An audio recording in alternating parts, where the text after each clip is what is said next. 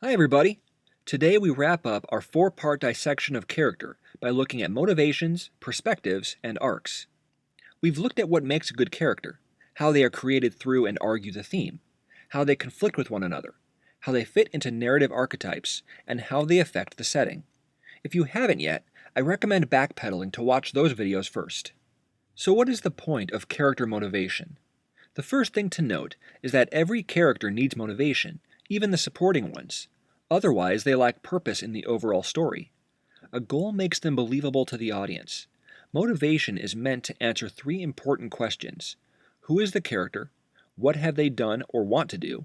And why? Achieving their goal means the character is fulfilled not only physically, but morally and psychologically as well. This motivation forces the character to perform actions and reactions that tease a moral line in pursuit of their goals. We can look at the different desires an individual may pursue through Maslow's hierarchy of needs. Yet developing a true character motivation comes down to one of two questions. What do they have to gain, or what do they have to lose? Pixar is notorious for building narratives around protagonists whose utopian way of life is dismantled, forcing the hero on a journey to reclaim their paradise. However, through the journey the hero learns that their former way of life was not a utopia after all. Now some people misunderstand motivation and think it reveals too much about a character.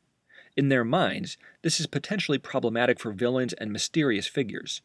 Yet characters with a drive don't have to be likable or even sympathetic, just understood. The entire essence of that character is grown out from their motivation. This applies to protagonists, antagonists, and supporting characters. We followed great heroes who were detestable, as well as fully realized villains whose motivations were completely justified.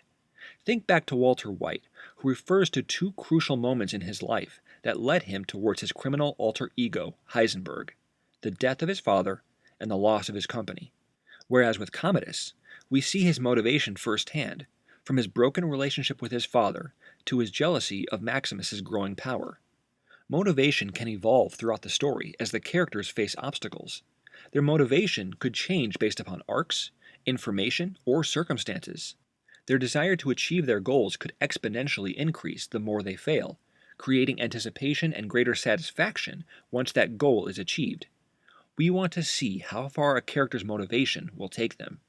Yet here's the tricky dynamic.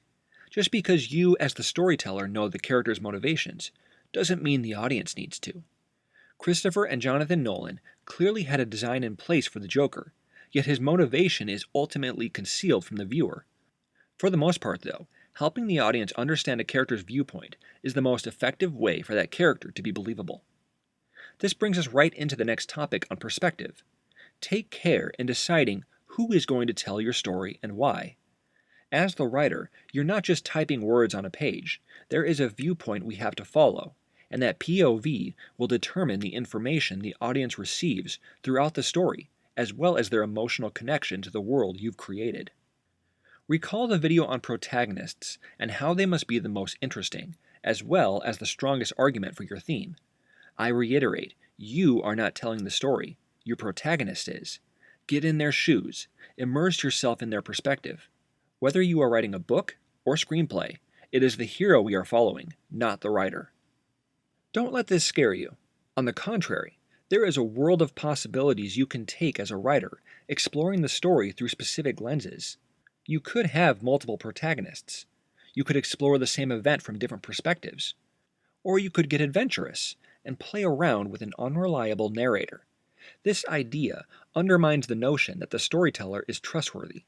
Perspectives can be flawed, either through lack of information or false interpretation. This is Leonard in Memento, Nick in The Great Gatsby, Amy in Gone Girl, and Jack from Fight Club.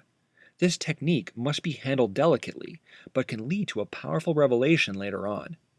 We will come back to this topic at a later time in the writing series, breaking down active versus passive voices. Lastly, we must touch on character arcs. This is divided into one of three possibilities. Either the character faces a choice and changes, they face a choice and don't change, or they have no arc at all. Changing characters is the most common of the three, taking us back to the great flaw of the protagonist. You must organically build towards a situation that forces the hero to make a choice, and this choice is directly tied into their flaw. Something concrete must trigger this conflict within the protagonist. Every story thread created throughout the journey should funnel to a head in this climactic moment. We need to recognize the trail of moral breadcrumbs leading to this event. Otherwise, the choice comes off as forced or disingenuous.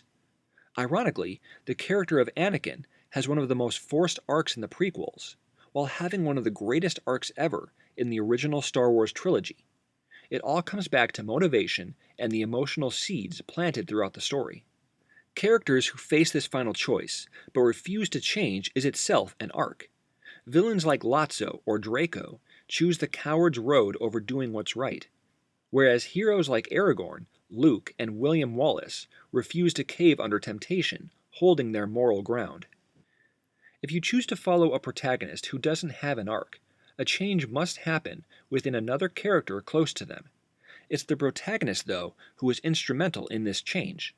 This is Maximus empowering Proximo, Marty McFly guiding George, Jamal encouraging Salim, and Mary Poppins influencing the lives of the Banks.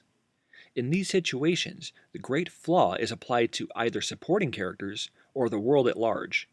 Only the hero knows the truth from the start. There are so many levels to creating characters, and hopefully, after these last few videos, you have a better handle on how to craft iconic personalities of your own. Should you have any further questions regarding character, leave a comment in the section below. Next week, we begin our exploration of plot.